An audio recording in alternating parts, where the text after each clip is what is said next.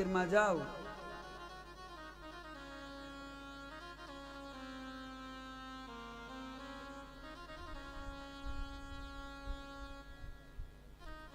પ્રાચીન મંદિરે જાઓ એટલે પેલા 8 સીડી આવે. કેટલી આવે? યમ, નિયમ, વ્રત, તપ, જપ આ બધી વસ્તુ અંદર કેળવી 8 પેલા પગથિયા આવે. એક એક પગથિયું મારે ને તમારે પેલા સંયમ, નિયમ, વ્રત, તપ અને જેવા આગળ જાઓ શિવના દરવાજે એટલે સૌથી પહેલા નંદી બેઠા. કોણ બેઠા? નંદી. આ નંદી કોણ છે? આ નંદી ધર્મ છે. કોણ છે? નંદી એ ધર્મ છે. અને નંદીની દ્રષ્ટિ ક્યાં છે? નંદીની દ્રષ્ટિ ક્યાં? શિવ ઉપર છે. ક્યાં છે? ધર્મની દ્રષ્ટિ કઈ છે? કલ્યાણની. શિવ કલ્યાણ છે. જે ધર્મમાં, અને ધર્મ એટલે માત્ર પૂજા પાઠની, ધર્મને ટૂંકો નહીં સમજતા. ધર્મ એટલે કે એક પત્ની છે તો એનો ધર્મ શું છે? પતિની મન કર્મથી સેવા કરવી, તો એના ઘરમાં કલ્યાણ આવે. એક ભાઈ છે, આ જે જેનો જે ધર્મ, જે જેની જે સેવા, એ તમારો ધર્મ છે. ની ધર્મ બળદ શું છે? આમાં ઘણા બેઠા છે જૂના, જયારે બળદ નહોતો ને ખેડવાનું થાય, આમાં ઘણા એવા હશે કે ઘરના જોડાણ હશે. પેલાના કાળમાં તો એટલું બધું સારું નહોતું ને, આથી 50-60 વર્ષ ગામમાં હારો ખેડૂ હોય તો એની પાસે બળદ હોય, બાકી ન હોય તો પછી આવો તો અનુભવ કર્યા છે ઘણા એ, કે એક પકડે ને એક ભાઈ ખેહે અને ખેડે. કેમ કે વાવણી તો કરવી પડે, ખેડ કરવી પડે ને. આ બળદ શું છે? એ કર્મનું પ્રતીક છે, પણ સાથે એને ધર્મ કીધો છે. પણ ધર્મ શિવ સામી દ્રષ્ટિ, એટલે કે જે કાર્ય કરો એ કલ્યાણની ભાવનાથી કરો. હું ભાવનાથી કરો? એટલે પેલો નંદી, શિવ તરફ દ્રષ્ટિ રાખો, કાર્યમાં કલ્યાણ રાખો. અને પછી જેવા તમે આગળ જાઓ આ કાર્યમાં, એટલે કોઈને સહેલે સહેલું ન મળે. જોવે શું? બધાને અમૃત જોવે. શું જોવે? શક્તિ જોવે, જગદંબા જોવે. પણ કે હવે ધર્મની યાત્રામાં, જીવનની યાત્રામાં તમે પડ્યા એટલે પછી શું થાય? મંથન થાય. શું થાય? મંથન આવે. આ મંથન શું છે? દેવ અને દાનવ એમ જીવનમાં જ્યારે તમે લગ્ન કરો અને સંસાર હકારો એટલે જીવનમાં મંથન ચાલુ થાય. આપણે કહેવત છે ને ગુજરાતી, તાવડી તેરવાના માંગે. થોડુંક રાખો ને, સંગીત કેમ બંધ કર્યું? એ બંધ રાખો ને, આપણે આ રાખો ને, સંભળાતું નથી મને.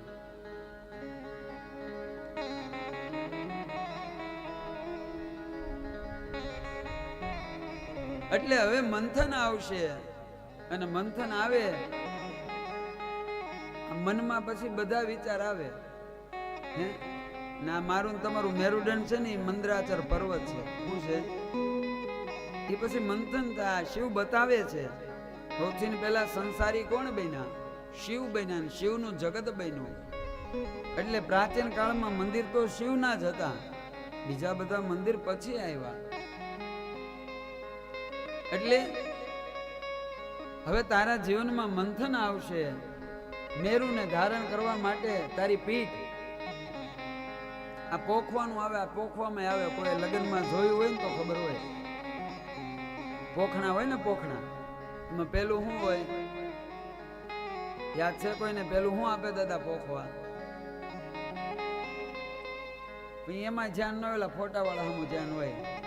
ક્યાં ધ્યાન હોય?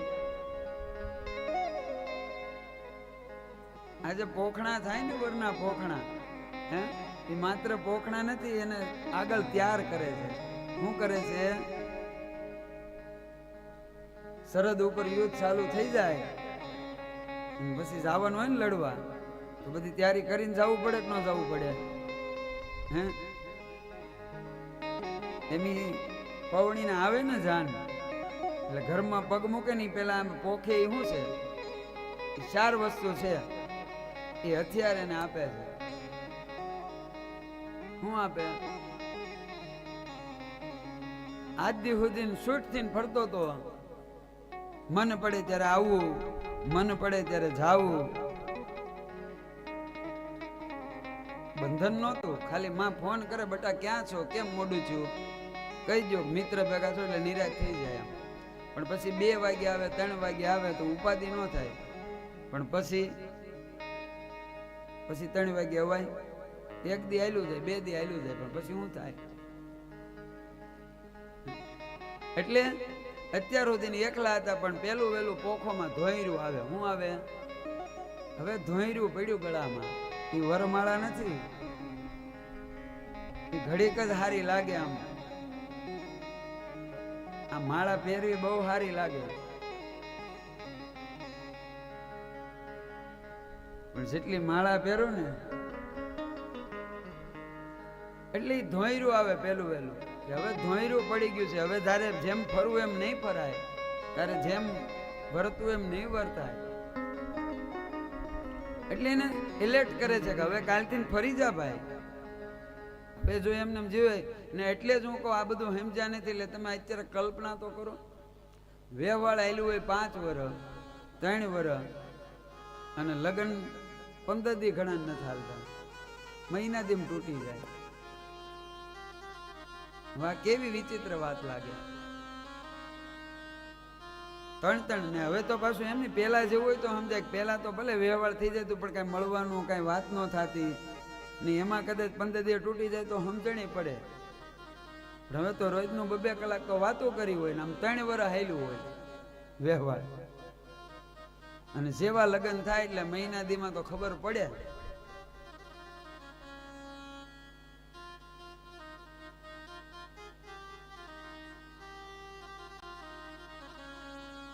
આપણા લગ્ન આમાં બધું બતાવે છે. લગ્નની વિધિ બહુ સમજવા જેવી છે.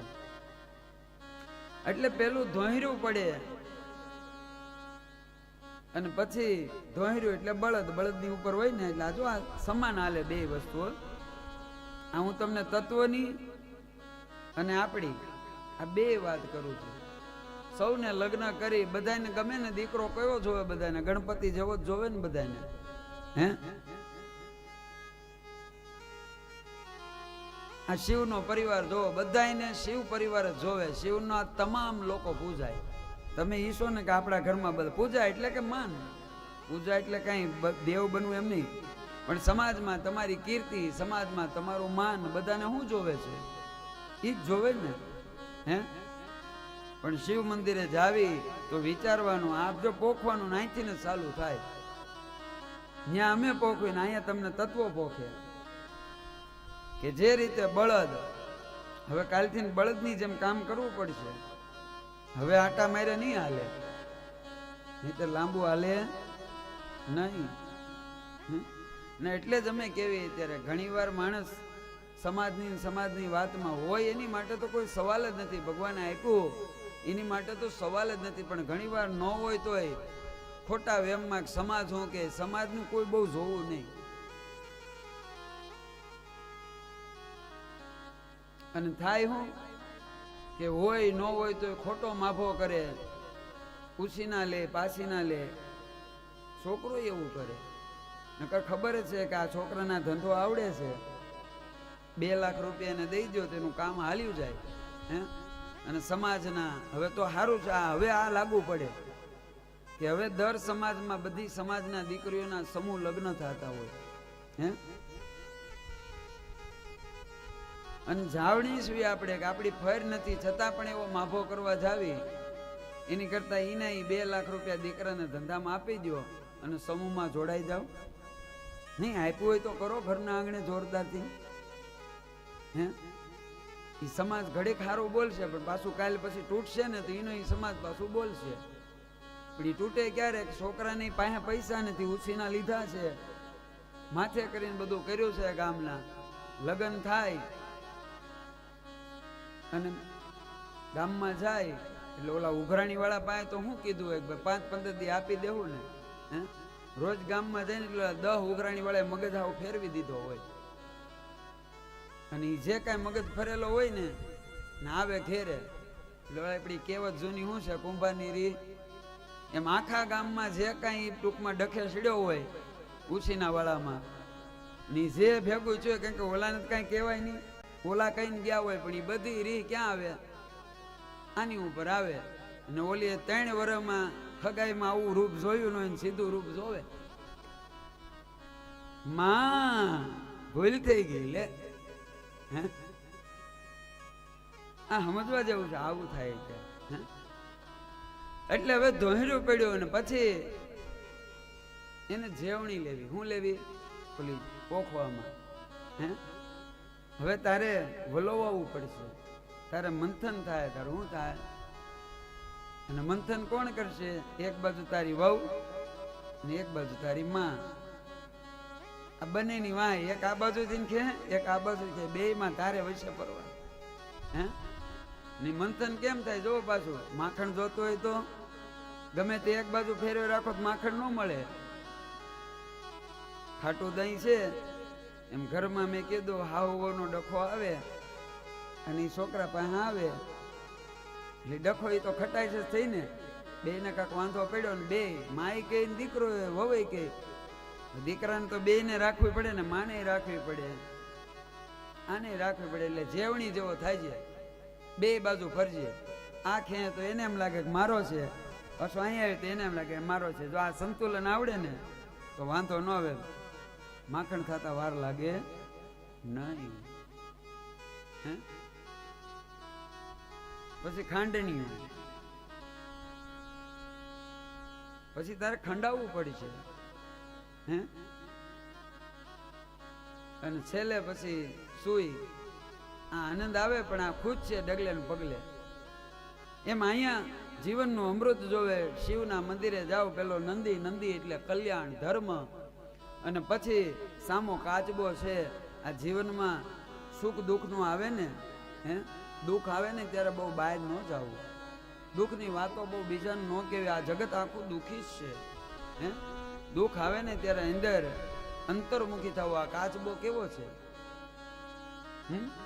કાચબા ઉપર દુઃખ આવે ને, સંકટ આવે ને એટલે શું કરે, અંદર વ્યો જાય. ક્યાં વ્યો જાય, પછી કદાચ માથે ઘણ મારે ને કોઈ એને તો એને વાંધો આવે નહીં. જેવું સુખ આવે એટલે બહાર નીકળી જાય. હે એમ સુખ આવે જીવનમાં તો ફેલાવજો, વેચજો, અને દુઃખ આવે ને તો અંતર્મુખ થઈ જજો. બહુ દુઃખની વાતો કરવી નહીં, સમાજમાં ક્યાંય તમને રસ્તો નહીં મળે. અંદર વ્યા જાઓ, અંતર્મુખ થઈ જાઓ એટલે હામાં ગણપતિ આવી જાય.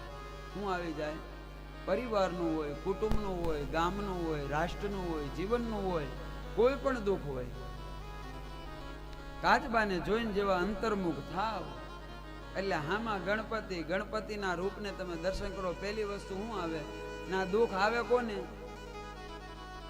સૌથી પેલું ગણપતિનું નાક. નાક મોટું, આ મોટું નાક હોય ને સમાજમાં એને જ દુઃખ જાજા આવે. કોને આવે, હે આપણને મેં કીધું એની મોટાઈ દેખાય પણ એની મોટાઈ વાહે કેટલાનું બધાનું હાસવું પડતું હોય. હે ગામમાં આગેવાન હોય ને બધા કામ થઈ જતા હોય, આપણે એને કેવીને પણ એ કામ કરી દે ને પછી વાહે એને ગહારો લેવો પડતો હોય ઓલા લોકોનો. હે ગામમાં કોઈ સારા આગેવાન હોય, અમે ધીરુ બાપુ ત્યાં બેઠા હતા એટલે આમ ઓળખાણ બધે સરકારીમાં નાન તે મનુ બાપુ ને રહે એમ, પણ એ કે બધું કામ થઈ જાય દાદા, પણ પાછું એ લોકોને કાંઈ પણ કામ હોય એટલે ફોન અહીં આવે એટલે ગાડી આ તે એમાં અમુક ગહારો લેવો પડે. હે આ બધું કરવું પડે, આ બધું બતાવે છે. નાક મોટું હોય ને, હે પણ પછી એની દ્રષ્ટિ કેવી હોય, સૂક્ષ્મ હોય. મોટો માણસ હોય ને એની દ્રષ્ટિ સૂક્ષ્મ હોવી જોઈએ. આ ગણપતિની આંખ જુઓ, મોટું નાક હોય, મોટું માણા હોય ને પછી એની દ્રષ્ટિ સૂક્ષ્મ હોય. નાના માણાનું એટલું જ ધ્યાન રાખે અને મોટાનું એટલું જ ધ્યાન રાખે. જો આ વસ્તુ આવી જાય તો એનું નાક અવળત રહી પધારવા. એટલે ગણપતિનું નાક મોટું, એમ સમાજમાં આપણું ખાનદાન મોટું, આપણું નાક મોટું, પણ મોટા થયા ને તો દ્રષ્ટિ સૂક્ષ્મ રાખજો. પરિવારમાં મોટા હાહુ છે તો હાહુની દ્રષ્ટિ સૂક્ષ્મ હોવી જોઈએ, બધા ઉપર હોય. એને નાનું દેખાવું જોઈએ, મોટું દેખાવું જોઈએ. પછી ગણપતિ દાદાનું પેટ મોટું. આ મોટા હોય ને એને પેટ મોટું રખાય. જે આવે ને એ બધું પેટમાં રખાય, બોલી ન નખાય. આપણે વાંધો જ ન્યા છે. હાસા જોવી, બધું હાસું જ હોય, પણ આ બધાના ટાણા આવે. શું આવે? ટાણા આવે. ટાણે કરો ને તો એ અમૃત બની જાય, અને કટાણે કરો તો એ ઝેર બની જાય. હે, મેં કીધું એમ, અત્યારે ટાઢું પાણી અમૃત છે. અત્યારે કદાચ બરફનું પાણી પી જાઓ નડે નહીં. 3 ગ્લાસ બરફનું પાણી પી જાઓ અત્યારે ન નડે, પણ આનું આ શાળામાં પી જાઓ ભર સારે ટાઈટમાં, તો પછી શરદી થાય કે ન થાય?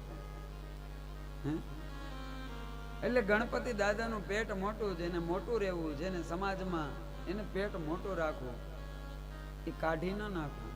હે, આ ગણપતિની પૂજા પ્રથમ મુકામ થાય. પછી ગણપતિના કાન મોટા. ઘરમાં વડીલ હોય, મોટા હોય, એના કાન મોટા હોવા જોઈએ. 3 બહુ હોય ને 2 નું સાંભળે ને 1 નું ન સાંભળે, તો પછી ભલે તમે પ્રેમની જ વાત કરતા હોય, પણ 2 બહુ ભેગી વાત કરતા હોય ને 1 ને ન કરે એટલે ઓલીને એમ જ થાય કે આ ભેગા મળીને મારી ખોદણી કરે. તમે પ્રેમની વાત કરતા હોય, શું કરતા હોય, પણ જો એની વાત ન સાંભળો, એને ભેગી ન રાખો, એટલે સ્વાભાવિક માણસનું મન છે એને એમ જ લાગે કે મારી વાટે, નકર મને બોલાવે નહીં. હે, એટલે હાહુની જવાબદારી છે વાત કરવી તો તણી ભેગી કરવી. એટલે ગણપતિના કાન મોટા, બધાનું સાંભળે. આ બધું શીખવાડે મને તમને. અને જેવું આ ગણપતિનું રૂપ પૂરું થાય એટલે હામાં હનુમાન દાદા, અષ્ટ સિદ્ધિ 9 નિધિ કે દાતા. પછી હું, પછી જીવનમાં ભક્તિ જોવે છે. ભક્તિ જોવે તો હનુમાન સમાન સમર્પણ આવે. શું આવે? અને જેવું હનુમાન સમાન સમજ પણ આવે, નિષ્ઠા આવે, એટલે હામાં શિવ, અને ઈ શિવમાંથી શક્તિ સુધી ભોગવાનું કોઈ સ્થાન, એટલે શક્તિને ઉપર રાખી. ક્યાં રાખી? હે, આત્મા તમ ગિરિજામતી સહસરા.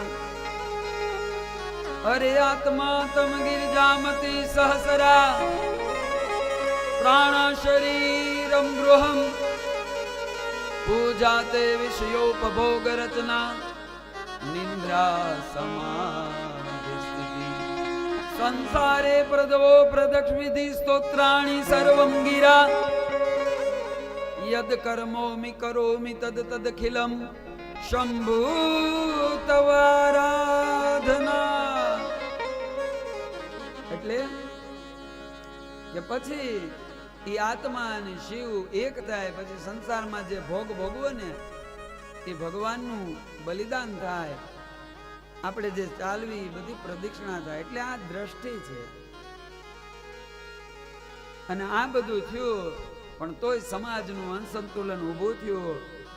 મહિષાસુર, મહાભટ્ટ રાક્ષસો પ્રગટ થયા.